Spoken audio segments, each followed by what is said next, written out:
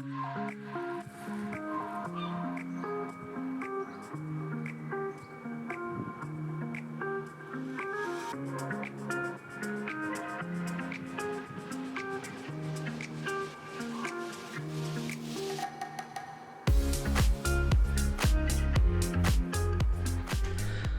good evening and welcome to episode 7. Big one, this one. And yeah, this is what I've been. I'll quickly show you this. And this is part or one frame for the walkthrough or the crawl through. This is the frame that fixes to the habitation box, and the rubber gasket will fit onto here, the concertina thing, and that goes onto another bit of frame.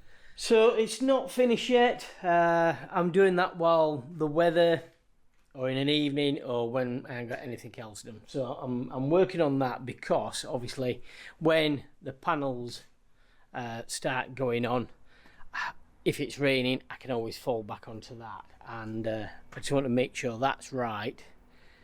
And I still need to cut through the back of the cab.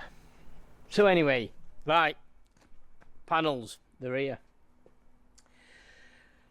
Straight into our sponsorship this week then. Our sponsor is CPL from Selby. That's Coldsaver Panels Limited. Now, a big thank you to Neil at Coldsaver, because the entire company has gone above and beyond what we really needed, really. Yeah, absolutely excellent.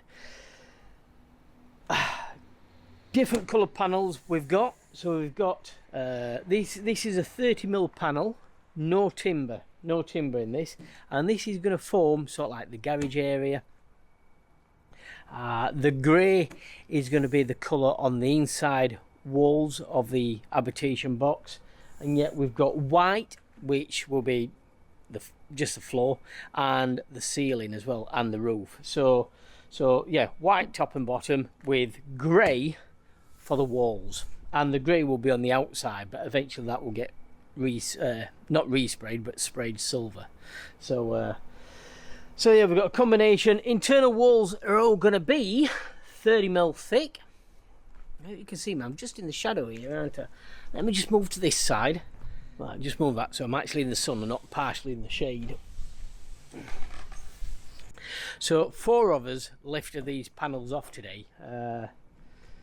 Thankfully I moved the truck, we reversed the wagon in here, and then we just virtually slid them off. But these panels are very heavy, but both myself and Dan from the Overland Fit Out Co, we reckon we can actually fit these by ourselves, being enthusiastic joiners. Right, okay, so 30mm. This is, like I said, no timber in this. This is just for the internal walls. Then we go to the floor. Now, I put the big piece on the top that will act as a little bit of a rain shelter if it does start raining. But then they've loaded the panels in the sequence what I said. So the first panel to go on will be the floor. The next panel will be the roof. And then it's the sides, the 2 sides.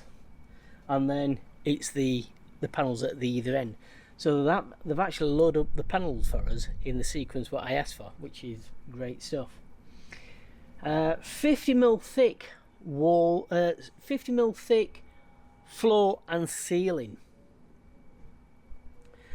Now the ceiling we're not going to do anything with, right? 50mm is adequate. Now our vehicle EB is, again, that's 50mm on the ceiling.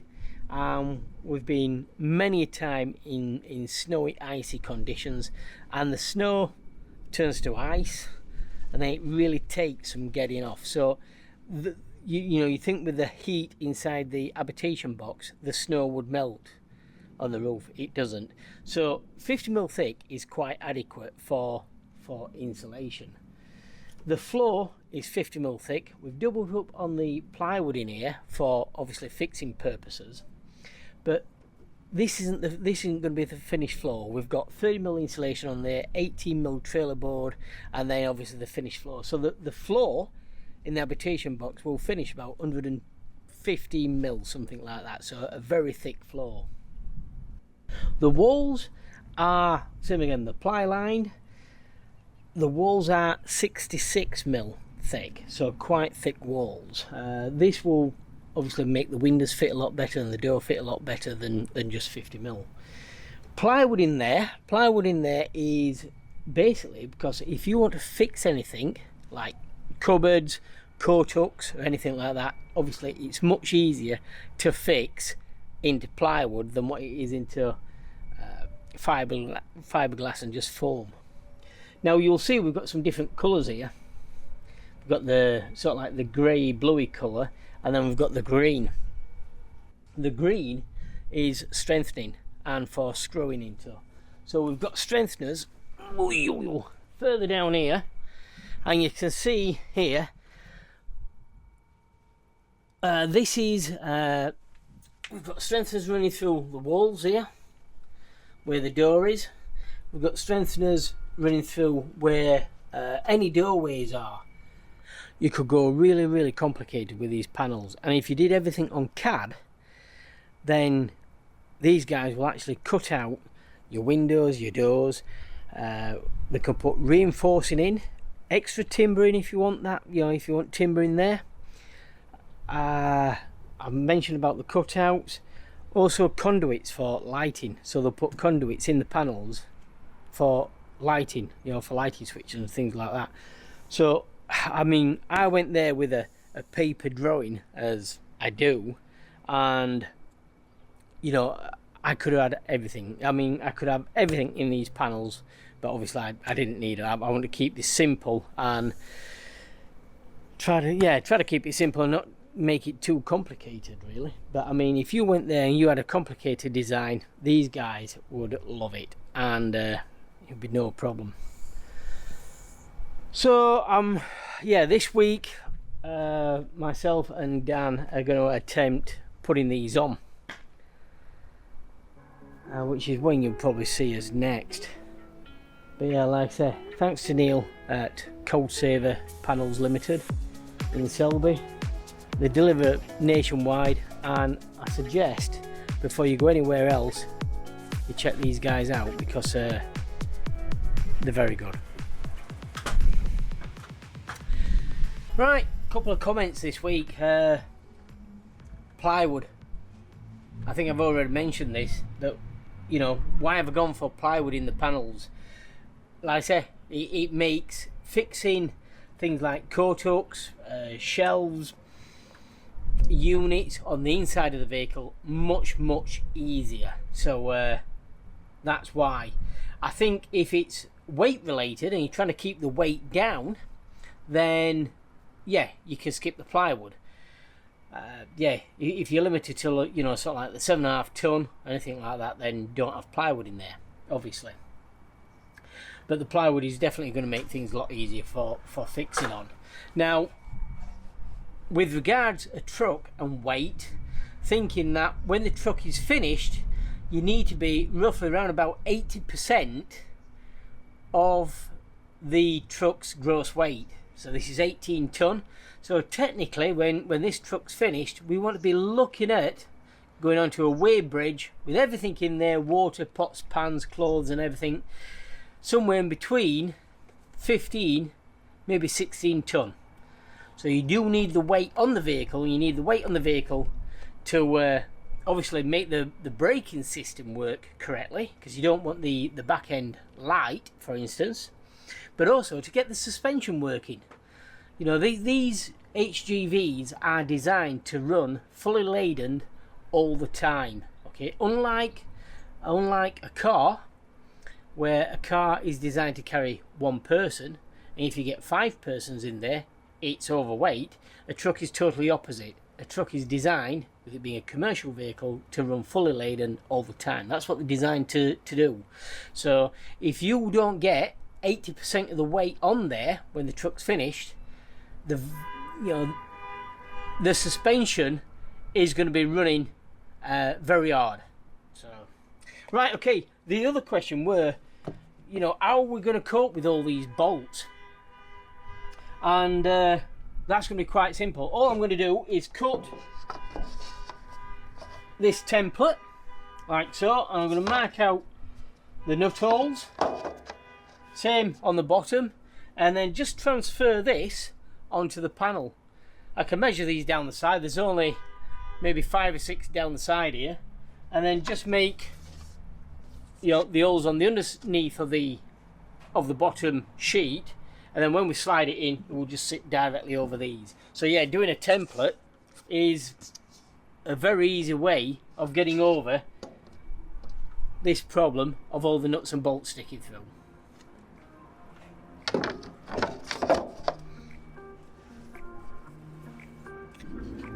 And because all the corners are the same and all the bolts are in the same place, even up on the roof there, this should be a doddle.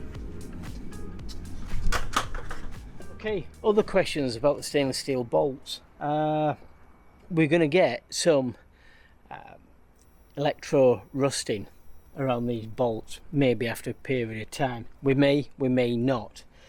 We can coat these with a special coating, just the bolts themselves, which will reduce and hopefully stop any electroplating rust anyway. But the reason why we've gone for the bolts is not only for the strength but for the look. Someone suggested about using industrial rivets, but to be honest with you, I'm not too keen on rivets. You've still got that sticky out bit at the back maybe, and no, I think I'd rather stay with my bolts. But I think, yeah, the look on these, I've seen them on other overland vehicles, and I do like the look of this industrial military style sort of like fixing. So yeah, that's why we've gone for these bolts. Right, that's the template. So these notches on the side all need to go all the way through the 55mm sheet, these ones, and then these circles, these just need core drilling, literally just through the fiberglass and the plywood, and that's fine. So so that's a template. I've tested that on all 4 corners at the bottom. It should do the tops as well, but like I say, I just need to transfer that now onto the sheets.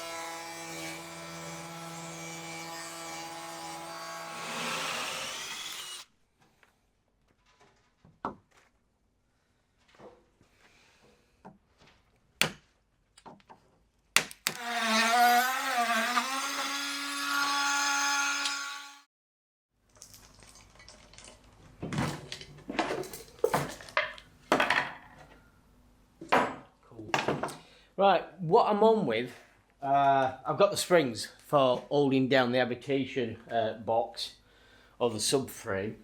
This is the spring from Hebe.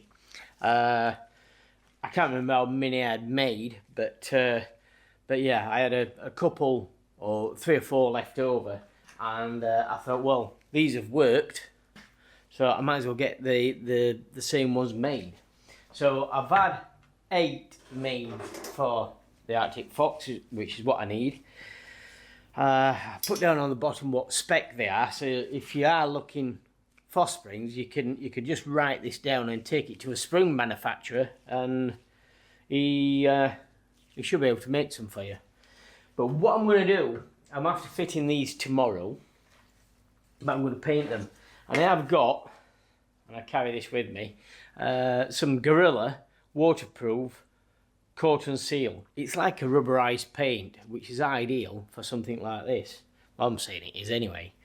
Yeah, I think originally I used on these, these were like a rubberized floor paint. So, but yeah, it's I'm giving them a coat. These are just bare. I made the mistake. I didn't know that you could actually have these coated at the spring manufacturers. So they were delivered here, and it weren't till afterwards. It were like, oh, you could have them painted. You were like, oh, right, I wish I had known that. But anyway, I've got the paint here, so they're going to get a quick paint of Gorilla.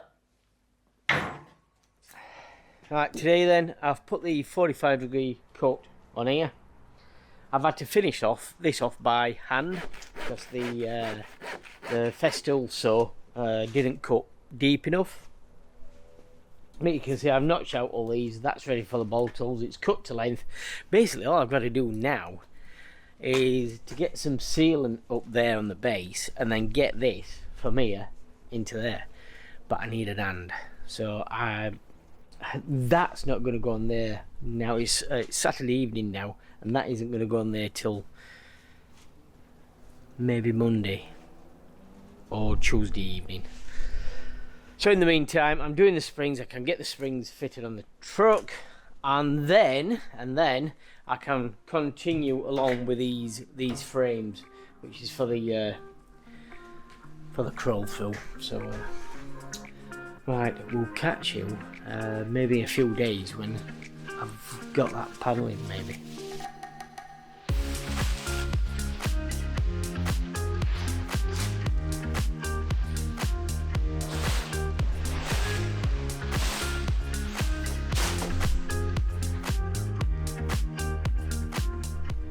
Right, the 3 frames are complete, and yeah, I'm looking for another job. And I keep wanting to put this job off, but I think while the weather's nice, I'm going to cut through the back of the cab. I've got 2 marks on there, the door size, and I've got the actual frame size. So like I say, it's one of them jobs nobody likes to do. So I'm going to cut the door size out first, just check everything, because then I can slightly tweak it up or down, left or right. Well, not left and right, but up or down. And yeah, I've put some cardboard in the cab, and I'm just going to spray it with water in there, just to so the sparks, wherever the sparks go, they're not going to burn or ignite anything. But yeah, it's one of the jobs I am not looking forward to doing, but it's got to be done.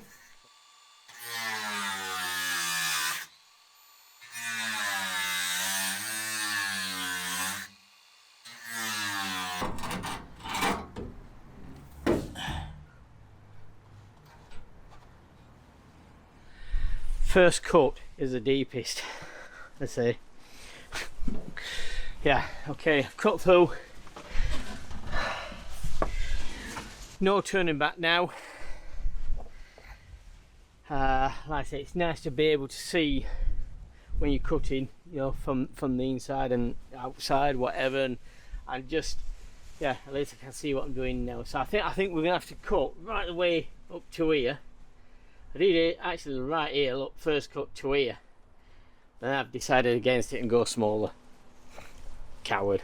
But I wanted to see sort of like how deep I can go as well. Wanted to double check that, because I'd rather have it much lower than high, obviously. But yeah, right, okay, I'm going to carry on with this and clean it all up.